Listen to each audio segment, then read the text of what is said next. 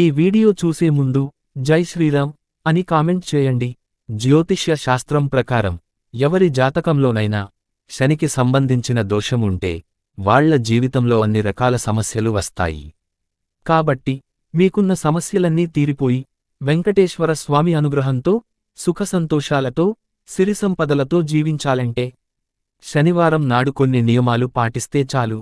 మీ ఇంటికి మంచి జరుగుతుందని పండితులు చెబుతున్నారు.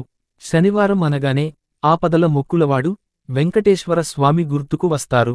మనకు ఏదైనా ఆపద వచ్చినప్పుడు వెంటనే వెంకటేశ్వర స్వామిని ఆపదల నుండి గట్టెక్కించమని వేడుకుంటాం.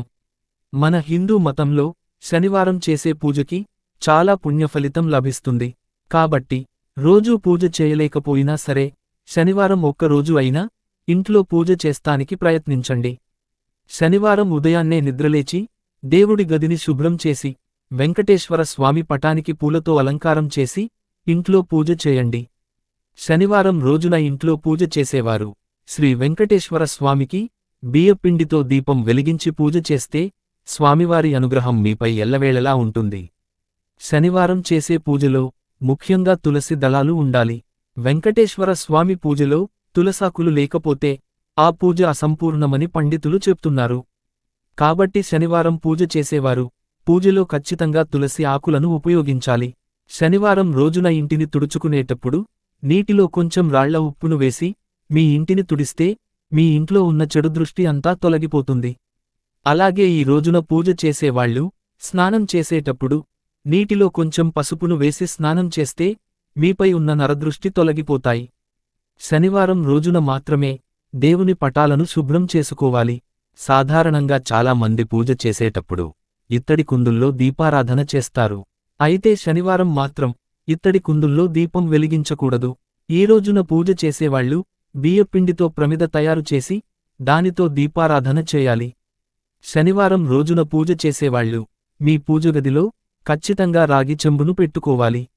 రాగి చెంబు నిండా నీళ్లు పోసి దేవుని ముందు పెట్టాలి.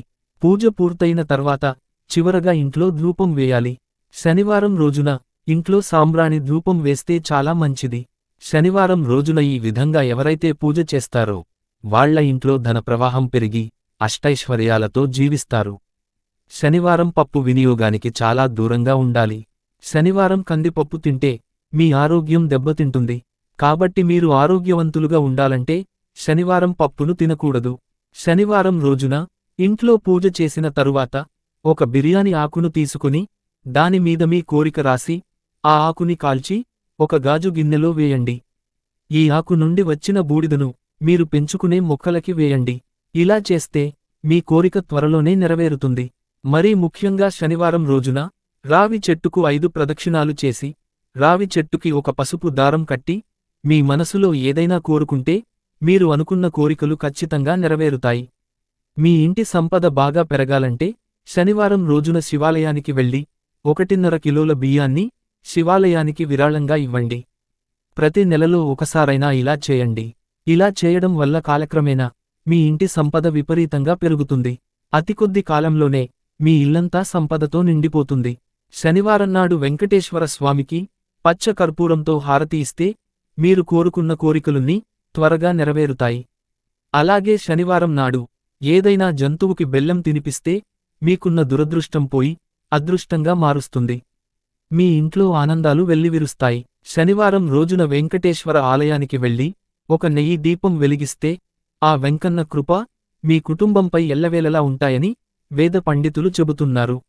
ఎంత కష్టమైన సమస్య ఉన్నా సరే దాని నుండి తొందరగా బయటపడడానికి ఆ కలియుగ దైవమైన శ్రీ వెంకటేశ్వర స్వామికి ముడుపు కడితే మీరు కోరిన కోరికలన్నీ వెంటనే తీరిపోతాయి.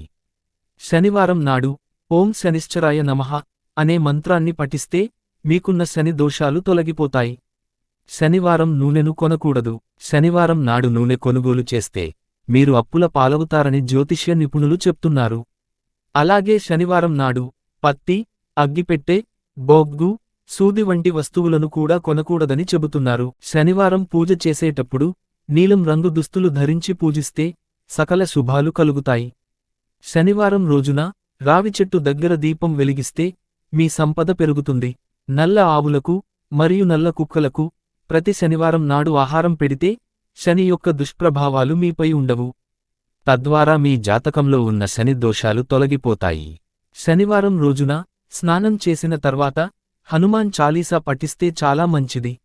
మీ కెరీర్లో ఉన్న సమస్యలు తొలగిపోవాలన్నా, మంచి ఉద్యోగం రావాలన్నా శనివారం ఉదయం తలస్నానం చేసిన తర్వాత శివాలయానికి వెళ్ళి శివునికి బిల్వపత్రాలు సమర్పించండి. ఇలా చేయడం వల్ల మీ ఉద్యోగంలో వచ్చే సమస్యలు తొలగిపోతాయి. శనివారం నాడు ముఖ్యంగా ఇనుప వస్తువులు, నలుపు రంగు దుస్తులు, చెప్పులను మాత్రం కొనకూడదు. శనివారం నాడు ఇంట్లో మిరపకాయలను వాడకూడదు. ఈ విధంగా చేయడం ద్వారా మీకున్న ఏలినాటి శని తొలగిపోతుంది. ఒక గాజు గిన్నెలో నీటిని పోసి అందులో కర్పూరం వేసి మీ పూజ గదిలో దేవుని పటాల ముందు ఉంచాలి. ఈ నీటిని వారానికి ఒకసారి మారుస్తూ ఉండాలి.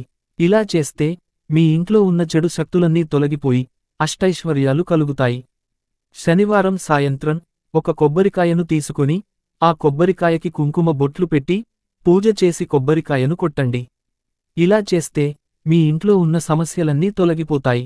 అలాగే శనివారం రోజున రావి చెట్టుకు ప్రదక్షిణాలు చేస్తే శనిగ్రహ బాధలు తొలగుతాయి. అలాగే మీకున్న ఆర్థిక సమస్యలు కూడా తొలగిపోతాయి.